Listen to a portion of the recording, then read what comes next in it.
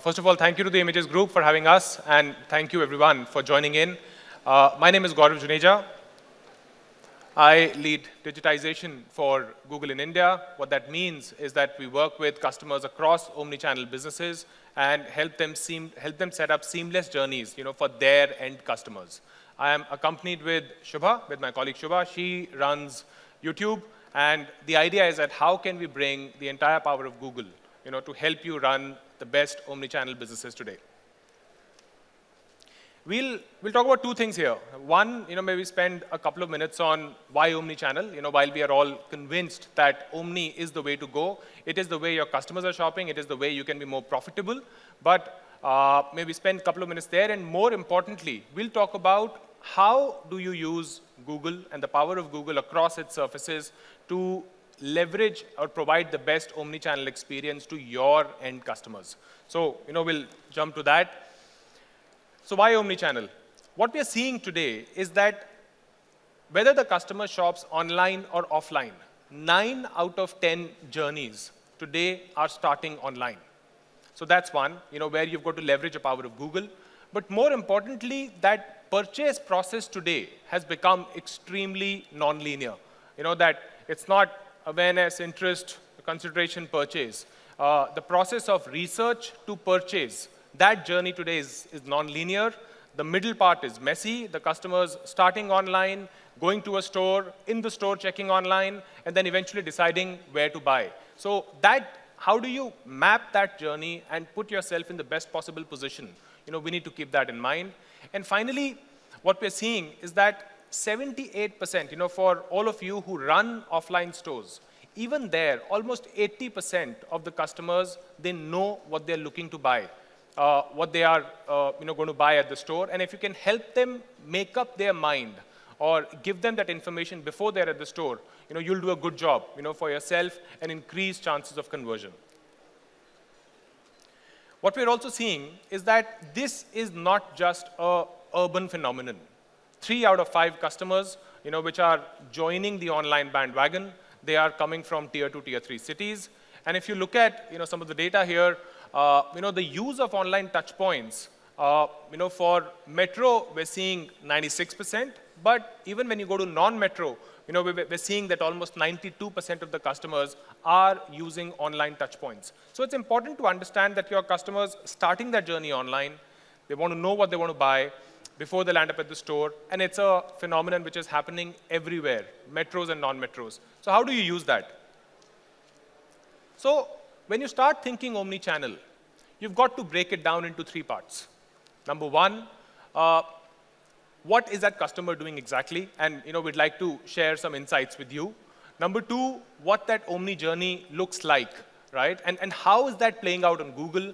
How Google is enabling that omni experience for the customer very, very seamlessly. And then finally, even when you go and think internally, how do you set yourself up as an organization so that you have the best chance of success to provide that omni experience to your customers? So to learn a bit more about the omni customers, we'd like to share some insights with you. But to make those, make that sharing process a bit more fun, we'd like to do that in the form of a Kahoot. So I'd request all of you to pull out your phones and if you can just switch to the Kahoot slide. You can log on to kahoot.it, kahoot.it. It's a little game we're playing. Fastest fingers first. Just before this, I understand we had a Siddharth Basu quiz. So think of this as an extension. We won't do as good a job, but let's have some fun along the way. And fastest fingers, right answers, there's a prize for you at the end of it. So sharpen up. Let's go to the classic mode and let's start.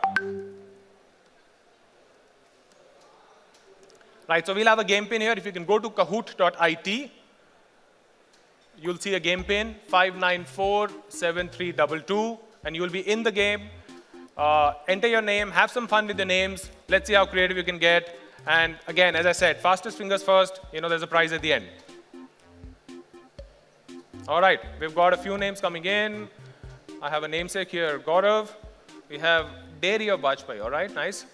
We've got Maddie, Hina, Anushka. Let's see if we can hit 22 folks in. Anybody having trouble? Logging in.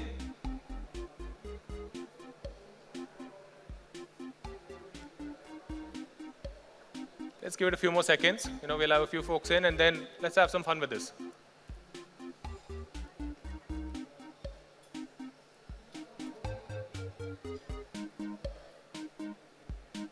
Is everyone in? Anyone needs help? Okay, we can get started. Yeah, the next. So we'll have a few questions. You have to choose option A, B, C, D. Very simple. Here's your first question. What percentage of consumers today have an omni-channel pre-purchase journey? 48, 63, 78, and 93%. We'll also get a chance to understand, how digitally optimistic this group is. All right, 34 answers in.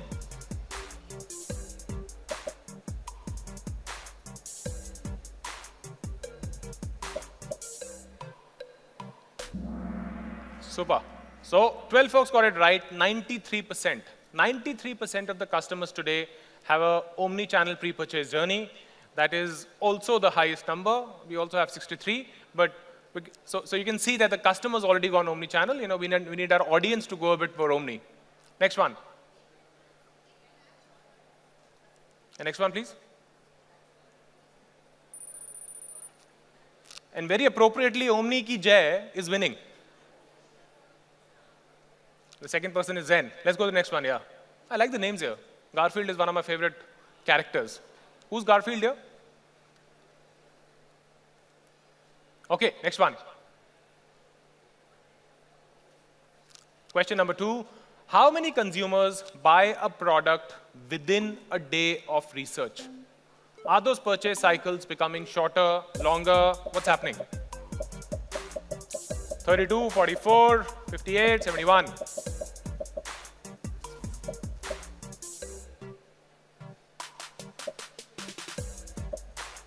Okay, 40 answers in.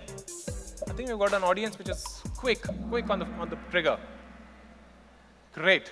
So 32% of the customers are buying the product. 1/3 of the customers are buying the product within a day of research. When you start expanding that number, and it's great to see that the most number of people think it's 58, and I can guarantee you that that's the direction we're heading to. If you extend this time period, from a day to a week, you are already at 71%.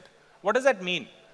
The purchase cycles or that decision-making process is becoming tighter. And what's the prerogative for you? You need to provide that information to the customer at the right touch point in the best possible manner. And how you do that, we'll talk about that. Next one. Yes, next one, please. Sir Faraz is on the top. Omni ki Jai is hanging on to it. Next one.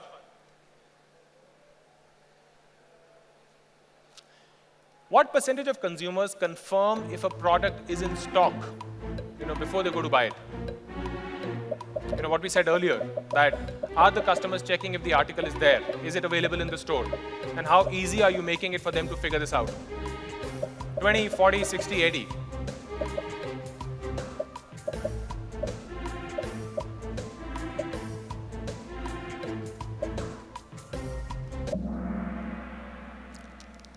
%80 of the customers, 80%, 4 out of 5 people, they want to check if the article is in stock. And are you making it easy through your call center, through the Google surfaces, through your own website or app, to help them figure out if this article is available in the store before they land up there? Next one. Let's see the podium. Omni ki Jai, back in action. Let's give him some competition. Who's Omni ki Jai? Come on, don't be shy. All right. Sir Faraz. All right. Let's go to the next one. What is the average year-on-year growth in near-me searches in India? What we talked about earlier, that the customers are searching for what's available in the store online. So are we also seeing that growth in the queries? Are people searching shirt near me, telephones near me, the best apparel store near me? 26, 38, 52, 68.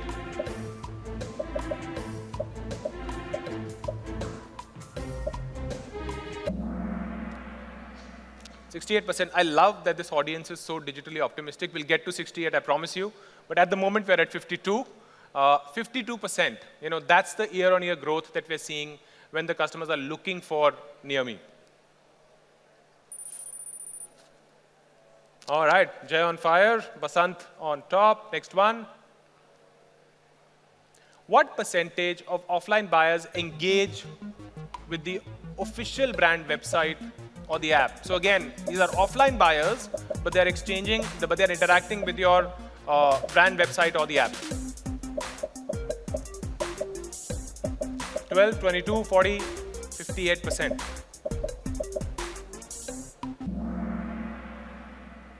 40 is the right answer. 10 folks got it right. Again, these are customers who are looking to buy from the store. But again, while they would start their journey online, amongst other touch points, 2 out of 5 people are looking at your website as a credible source of information.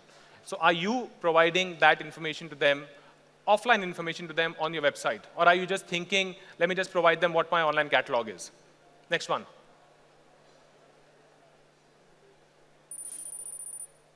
All right, Basant, Mehdi, and Jay in action. We've got a couple more questions to go. Next one.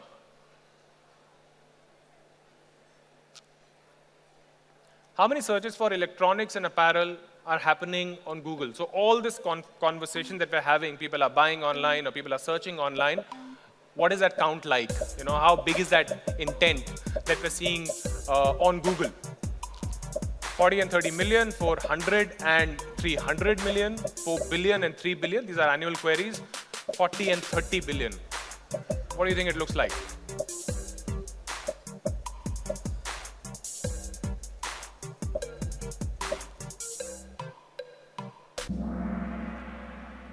Superb. Most folks got this right. 4 billion and 3 billion. Electronics, fashion, lifestyle, all put together, these are 7 billion shopping intent queries across these surfaces. And are you leveraging them to drive finger falls and convert them into footfalls? That's what you need to think about. Next one. Let's see the podium. All right, Garfield on top, my favorite character. Well done. Okay, we've got Maddie and Shirin. Last question. What percentage of retail firms provide a seamless experience across online and offline channels in the pre-purchase process? So again, first question, customers. 93% customers have an Omni pre-purchase journey, but what percentage of companies are providing this experience today on the retail side? 15, 32, 51, 78.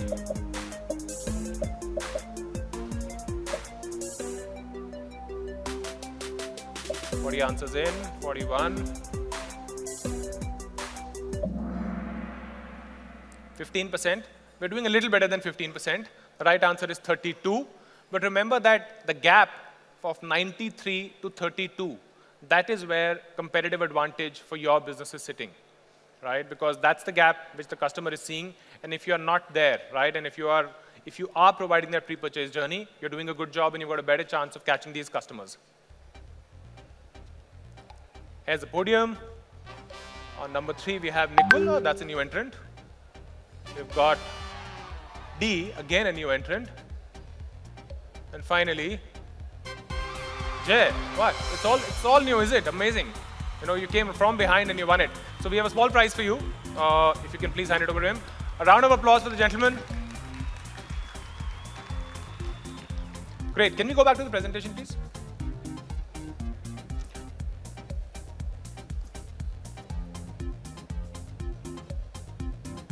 Let's give it a minute. We've not gone fully digital here.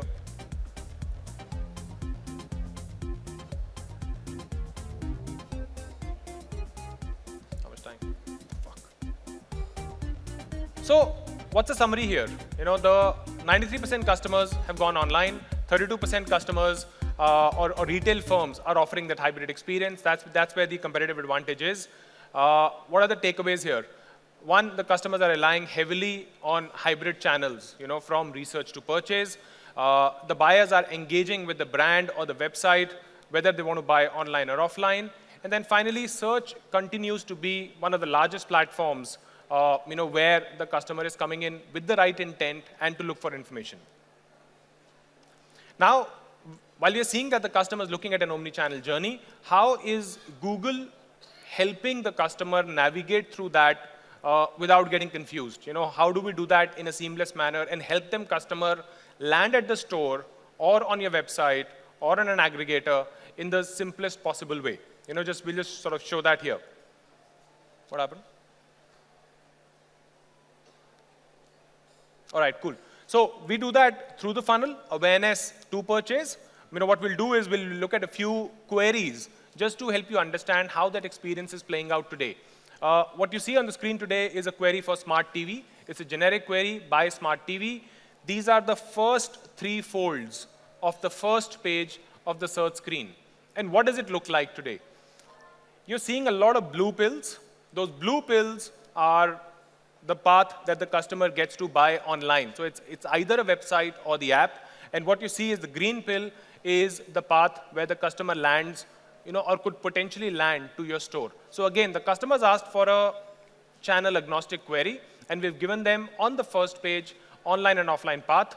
We have broken it down. If you see if you just see the first screen, we've given them a path both for the product as well as for their own website or the app. So we're giving a product or the website app path, and then in the last one, you're also seeing the store path. In all of these touch points, there's a chance of getting this impression organically, which is for free, or by building share of voice by running ads. Let's move to the next one, which is we looked at just a generic query for smart TV. Now we're looking at a laptop near me. Now what's happening here? Similar touch points, where we're showing both green and blue path, but the moment the query has gone near me, you are seeing a lot more green here, right? What does that mean?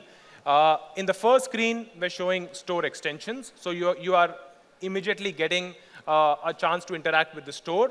Later on, we're showing it on the map. And then again, post that, what you're seeing is organic listings. So again, at all these places, we're giving the customer a chance of finding your store as seamlessly as possible. Let's move to some of the fashion lovers. You would see something similar, which is, again, the first page, both blue and green experience for something like kurti, which is a well-researched keyword. Again, you go to near me, and what's happening is that the store experience is coming, higher up. So what's the takeaway for you? The takeaway for you here is that depending on the customer's query and the customer's potential of buying online or offline, these touch points on the first page will be adjusted automatically by the algorithm. What you need to do is make sure that you are present on these algorithms or on all these touch points in the best possible way. We do the same thing with jewelry. Now, jewelry, I believe that they do the best possible job in terms of getting this experience right, where you do this across online and offline. And then I'll just go back here. If the customer clicks on any of the blue pills, what's happening? The customer is landing directly on your product page or on your website or on your app all in one click. If the customer clicks on any of the green pills, they are landing on a Google-hosted store page or a store product page. So again, from the first page, in one click, the customer has landed on the right path, and that's how seamless it is. Okay, at this point, how we do this for YouTube, I'm just going to bring in Shubha, and she's going to talk a bit more about what's happening with YouTube. Thank you. Hi, everyone. Can you hear me all right at the back? Okay. I'm Shubha. I have the privilege and responsibility of leading YouTube sales in India, and I'm very happy to be here talking to you about how culture is being shaped along with shopping on YouTube. But before we jump into consumer journeys as they are taking place on YouTube, I want to talk to you about a few macro trends that we are seeing on the platform. So think of this as thought starters, almost. So first and foremost, I want to tell you that India is a video-first country. There are 500 million people who come to YouTube on a monthly basis. That's 500 million people that are coming to the platform to stream, to learn something new, to explore, to search, and to shop. And they are doing this in languages that they are most comfortable with, not just necessarily English, because that's the diversity of the content and options that are available on the platform. They are doing this on formats and screen sizes that work the best for them, depending on what lean in or lean out moment they're in. So if it's a, they're just very quick browsing through something, short form, personal, the mobile phone wins. But if it's a more immersive, I want to watch a series, I'm doing that on a big CTV. So all of that is happening, but specifically there are 3 trends that I want to draw your attention to. We were already on that slide, sorry. So the first one is the streaming boom, right? No conversation today about the state of video is complete without talking about what's happening on streaming. So world over, we are seeing eyeballs shift and streaming devices accelerate, and India is no exception. So we are seeing this happen in India as well. In fact, in the last 5 years, 90% of the cable TVs and networks have lost audiences, have lost reach, because linear TV is declining and more people are choosing what content they want to watch on the big screen. Now, as per the data that we have from 2021, TV was actually the fastest growing screen for YouTube. And as of Jan 2022, 700 million hours of content was consumed globally on YouTube, on TV, on the big screen. So YouTube content being consumed on the big screen on a daily basis. And India is no different. Even though there is tremendous headroom for CTV to grow in this market, we are seeing that behavior play out fairly well here as well. And here's what is interesting for me, right? So there's a survey that Kantar did with weekly TV viewers, and more than half of them say, because on the connected TV you have multiple options, more than half of them say that YouTube is the first option that they choose when they're watching content. And 76% of them in a different survey say that when they're watching YouTube on the big screen, YouTube is TV. And that's the shift that is happening, because that's how big screen is being perceived. More specifically in India, we have 60 million users who can be reached on CTV. And the way that people consume even YouTube content is very much like how they would consume content in their living rooms before that on traditional TV, which is you sit down with a group of people and you watch something together. I can speak for myself. I have a 9.5-year-old. We both care a lot about Korean pop. So there's a lot of K-pop that we inflict on my husband when the 3 of us are watching content together on the big screen. And this co-viewing behavior on average, there are at least 2.5 people, so roughly about 3 people who are watching content together when they're streaming it on the big screen. From a what does it mean to you perspective? From a content growth, the lifestyle and fashion category actually grew 75% in terms of how that content was being viewed on the large screen. And because connected TV still today is under 10% penetrated, and it's growing fast because most TVs that are being sold are smart TVs, and people are even if they don't have broadband, they're finding a way to stream on TV.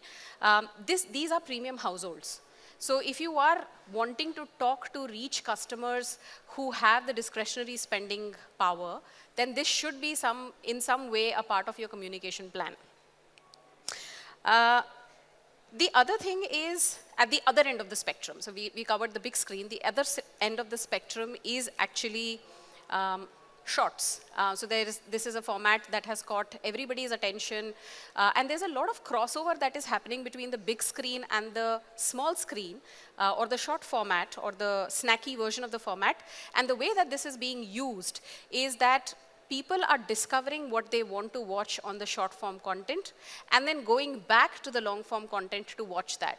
And over 59% of the Gen Z audience, which, as you are aware, is the largest generation on the planet today, is saying this as well. So they are, whatever it is that they discover on shorts, they are going back and watching the long form content. It could be on the bigger screen, it could be on their mobile phones, but the length of the content is slightly longer.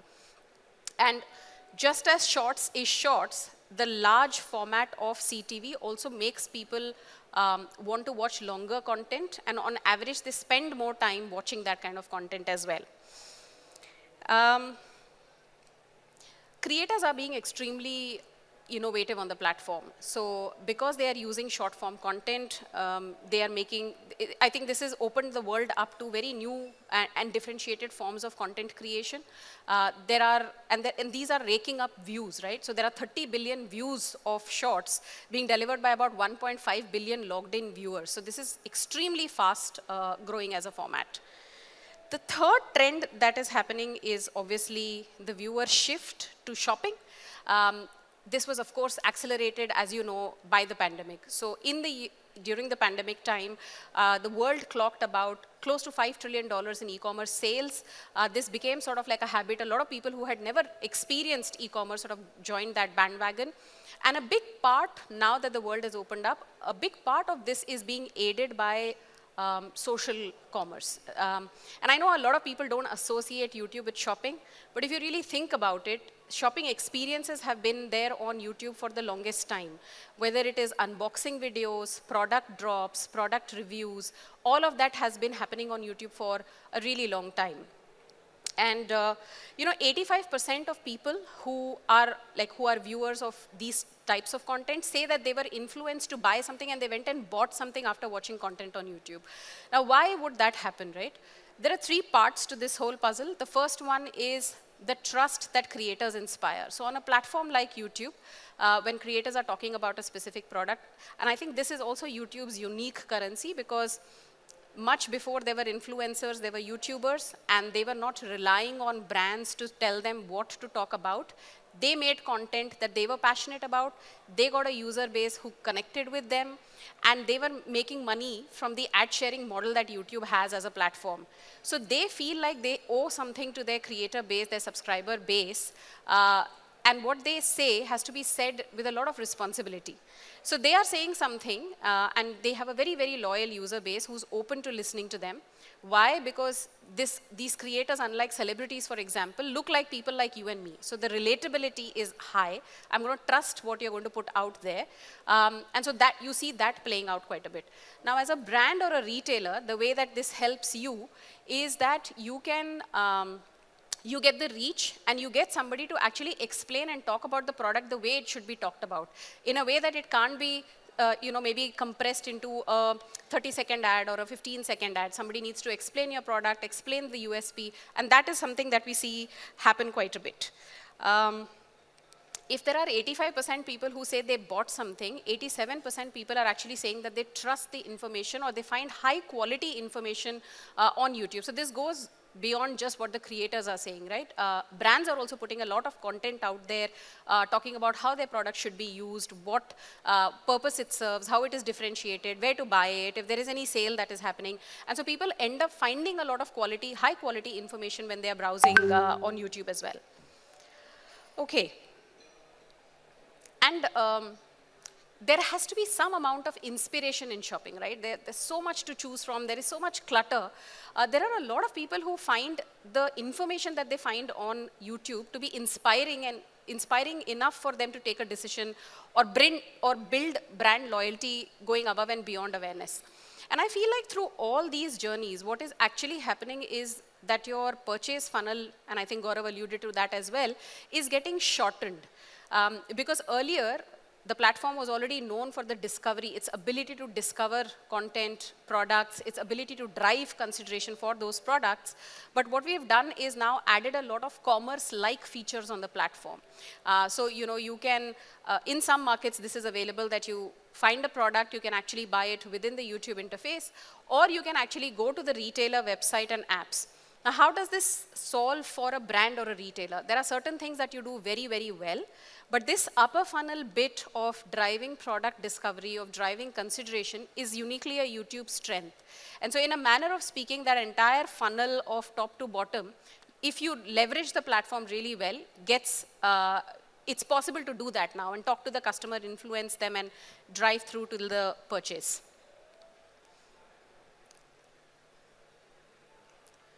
Would it be possible to play the video? Okay. I found these examples interesting, maybe.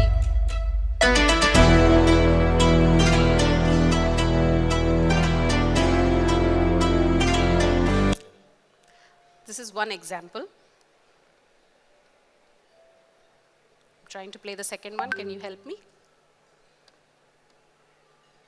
7 चीजें जो 2023 में पक्का trend में रहने वाली है। सबसे पहली चीज आती है रिलैक्स फिट। अभी से कुछ टाइम पहले तक फैशन था स्किनी फिट का, उसके बाद फैशन आया नॉर्मल फिट का, उसके बाद 2023 is all about relax fit. दूसरी चीज आती है मोनोक्रोमैटिक लुक। अब ये जो लुक है ना, ये 2023 में डेफिनेटली ट्रेंड में रहने वाला है। So these are videos that I actually found, and the reason I picked this example in the spirit of discovery, I'm from Bangalore, so the first video is clearly a south-focused video where our fashion also includes veshti, so there has to be somebody who talks about it.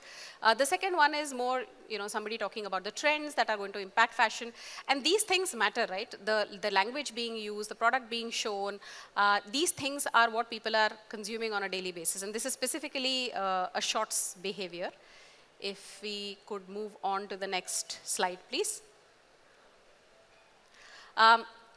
These are a couple of examples that I found very interesting because these are brands. And it's not like they are your large, very, very well penetrated, very well established brands only. But there are brands who are tapping into these trends. Like how do you use social, how do you use shorts really well? The first example is very, very offer-led. So there is a sale happening. I'm telling you that there is 40% off. You can shop now, so you can click on that button. You can go to the website and buy something. And the second one, at least for me as a user, because I see these ads, these were personalized to me, is sort of a discovery driving ad. Like I did not know about this brand till I saw it on YouTube. And therefore I'm curious because as you can see, I am wearing very comfortable clothes to handle the Mumbai heat. And that would be something that I click on to sort of explore. So whether it is very, very impulse shopping led or whether it is discovery led, there are brands that are actually choosing to use the platform in a way that helps them grow their business. I also wanted to cover a few examples because fashion and beauty and lifestyle, a lot of people think it's easy to associate that with YouTube, but what about categories like tech? There was, again, originally a lot of the tech unboxing, etc. used to happen on YouTube, but I particularly like this video. There's so much hype. There is, for those of you who understand Hindi, isme action bhi hai, drama bhi hai, all of that. If you can please play this video. If you're not able to play this video, oh, you're not able to play this. Okay, this is a very cool video where suddenly there are characters dancing, there are shots of Bollywood, there is shock and drama. They generate just, so the creativity helps with generating a lot of excitement and curiosity. You want to go back and watch a little bit more about that product. It's a shame that the video is not playing here, but we will share the link with you later on. This is another example, and this creator is actually, again, his niche is to be able to create a lot of drama, and the way he talks about and brings products to light, talking about Shark Tank gadgets, doing a lot of pranks, a very unique way to sort of engage with audiences looking for tech and gadgets. This one is also very interesting because they talk about TV screens. So the kind of production quality, you should check out the production quality and the effort that some of these creators put behind these reviews. He reviews TVs and large appliances, but the way that he does it is extremely informative. So the kind of content that you're seeing here is genuinely helping brands talk about what's new about their brand and create that user interest. And Vernac creators are not left behind. This is a channel called Tech Satire, which has, he uploads over 1,000 shorts, very uniquely local, ethnic way to connect with people and talk about products. It's a little bit of a case study, but I think what stands out is that this is a creator with 650 shorts uploaded, 1.2 billion views garnered, 2.4 million subscribers in just over 2 years. So this is a very, very quick way to develop reach, to build communities, provided your content is something that resonates with your viewers. And you can learn from creators. If you want to build your own communities, you can work with creators to figure out a best way to get people to discover your brands. Oops. And I think the last bit is all this is the magic of the platform, right? What is deliberately happening on the product side? So there is live stream. There are a lot of channels now, and I think India was a little late to catch on to the live stream. This is very big in China and a lot of other Southeast Asia markets, but now people are a lot more comfortable with live streams. So here's where you sit down either with a creator or you as a brand, talk to people who have subscribed to your channel, and you either unveil a new product. A lot of auto companies do this, by the way. They do auto launches. Phone companies, devices are launched on YouTube with a live stream. So you talk about your product. It's like any other launch, but it is live streamed. And usually there is an ability there either within the chat, which you are seeing, which you're not seeing, but within the chat, you can actually pin the link to the new product that you're launching, and you can offer discounts, etc. And people can click on it as they are on the live stream, go out and buy the product. There's a lot of personalization. So you're watching a video of a particular, genre or a particular type, and then there is a way for you to introduce even a static ad right there. The next one is, we always had ads where you could click out and buy products, but this allows brands to actually talk about their most fast-selling products, for example, and create that view directly picked from what products they want to show. And if you click on it, so for example, for me, in the beauty category, I buy a lot of lipsticks, etc. when I look at ads like this, because you see a glossy product, you click on it, you directly go to a shopping app, the product, you just add it to your cart or you wish list it and you can buy. So it's very seamless like that. There's a lot less friction. And then this is also extended to shorts. So you can do something similar while watching shorts. In fact, I personally think, and I personally have done this, so sample size of 1, not research backed or anything, but shorts lends itself a lot more to shopping, because unlike long form content that you're wanting to watch and there is an ad that comes in, you don't want to break the flow, on shorts I'm just swiping, right? It's bite-sized content. So if I see a product that is capturing my fancy in that moment, and if it is in the impulse category, I will actually click out. I don't mind clicking out, breaking my journey, buying the product. So these are some of the options that are available, and I think with that, I will pass it back to Gaurav. Thank you for being a good audience. Yeah, as you can imagine, she eats, breathes, lives YouTube. Next one. So, while we've talked about a lot of commerce innovation happening on YouTube, search is not far behind. We are seeing search also lend itself very, very closely to shopping. It's going to start off with fashion. What you see on the right is the new browsy view, or the UI that we've launched for shopping. On the left, is the original experience, but on the right, what we're seeing is it's become far more visual. It's become almost like an endless aisle. Very much the experience that the customers are seeing today across marketplaces. Think of it as a Uber marketplace where you can really start your journey across online and offline all in one place.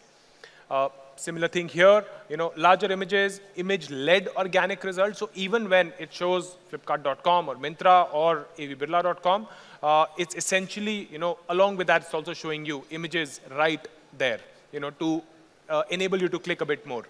What we are also seeing is lending itself, category refinements, whether it's in the form of the type of the article you want to buy, mini, maxi, midi, whether it's in terms of category, men's, women's, kids, or it's in terms of fabric, all of those things are coming through to make that browsing process much easier for you. All of that backed by infinite browsing feed. Again, as Shubha talked about, what we're seeing is, we are bringing that same experience, across all the surfaces. I'm just sort of, the idea here is to give you broadly the color that while it was, the search or the YouTube platforms, they were set up more from a browsing awareness point of view. As we are now going down the funnel and we are making it easier and easier for the customer to identify the product and buy it right there. How do you do this? Just going to spend a couple of minutes here. All of this, whether making your stores or products discoverable on Google, and then talking to those customers and then measuring the impact of all of this, you can do all of that with the help of a Google Toolkit. We will break it down into 3 pillars: infrastructure, measurement, done in an omnichannel way, and then, of course, running media, in an automated manner. On the infrastructure side, everything to do with the store, please look at Google Business Profile. That's your directory for setting up stores and making sure that they are discoverable across all Google surfaces. Whether it is search, or YouTube, or maps, that's how it becomes easy for the customer to land up at your store. Finger falls before footfalls. Merchant Center, use Google Merchant Center. This is a product at the back, which is essentially giving a window of what is in the store or what is present for sale on your website or the app. So your online or offline catalog, inventory, all of that available. Remember, 80% of the customers they want to know what's in the store before they land up at the store. How do you provide them that information? Once you have your catalogs integrated here, all of that flows seamlessly across all Google surfaces. See, and that obviously helps you power both organic and ads. Messaging, the customer knows where the store is. The customer knows what's inside the store or on the app. Now they want to talk to you before they land up there. And that's where we've enabled messaging at multiple touch points. And you can enable this at a central level, at a store level. All those journeys are available very, very clearly. What that enables you to do is that once this infrastructure is set up, it helps you run ads across Google surfaces. So single entry, and it will open up the entire ecosystem of shopping, mail, search, discovery, which is outside of the Google surfaces, and of course, display and maps. So across all of them, at the right time, backed by the right intent, within the right context, you are able to get in front of the customer seamlessly. And again, you have built that infrastructure, you've built that presence, you have been running ads, but you would do yourself a disservice if you don't measure it correctly. You want to know what you've invested in, how well is that paying off. So today, what we see is that when the customers are doing that measurement, they are saying that, okay, we've run an online ad and we've seen the impact on our online website. But remember that when you run that ad, it's also directing customers to your store. So you've got to do the measurement also in an omni-channel way. Again, if at the back, with Google Business Profile or Merchant Center or ads, it enables you to get an omni-channel impact when you run an ad, whether it leads to sales in the store or on the app. We've seen serious success across a bunch of retailers. You've got a few names here. Shoppers Stop, looked at a 5x jump in ROAS, return on ad spend. ASICS, which used the full funnel advertising. And of course, folks like Pantaloon, which went beyond search, used other surfaces like YouTube and got an incremental impact. So again, omni-channel impact across surfaces. Now, all of this works well, but it will fail if your organizations are not set up in an omni-channel manner. And again, just to sum it up, the first two things are important, which is talent, teams, and organization itself, plus the planning. Are you setting it up with an omni mandate? Or do you have somebody who runs the website, or have somebody who runs the app, and have somebody else who runs the store? Is it all rolling up in one place? That's number one. Number two, customer-centric marketing. We market to drive traffic to the store. We market to drive traffic to the website. Are you just marketing to that customer and leaving the choice to them whether they want to land up at the store or the website? That's an important thing to keep in mind. And of course, data and insights. You do all of this, but are you measuring it with an omni-channel perspective? Last slide, closing thoughts. Customer has today an omni-channel journey. It's important for you to reflect that, are you at that point? Because the customer's moved on. Number two, the shopping journey today is extremely complicated, but what's in your hand is to provide that omni-channel experience. When you're present on those touch points, you're making it easier for the customer to go through that shopping funnel. Store is important. Store is a crown jewel in your shopping infrastructure. It contributes to most of the sale. But remember that before the customer lands at the store, they land on your digital store. They are starting that journey online. And does your store have a digital presence? Finger falls before footfalls. The Google Business Profile that we talked about, that's where the customers are discovering your store first before they land up at your store. And then finally, there is massive scale and intent. We talked about the 3 billion and 4 billion shopping queries on fashion, lifestyle, and electronics. That scale and intent is there. it is backed by hard intent where the customers want to buy, they want to get that information. Are you capturing it using all the Google surfaces? That's it from us. Thank you so much. You've been a great audience.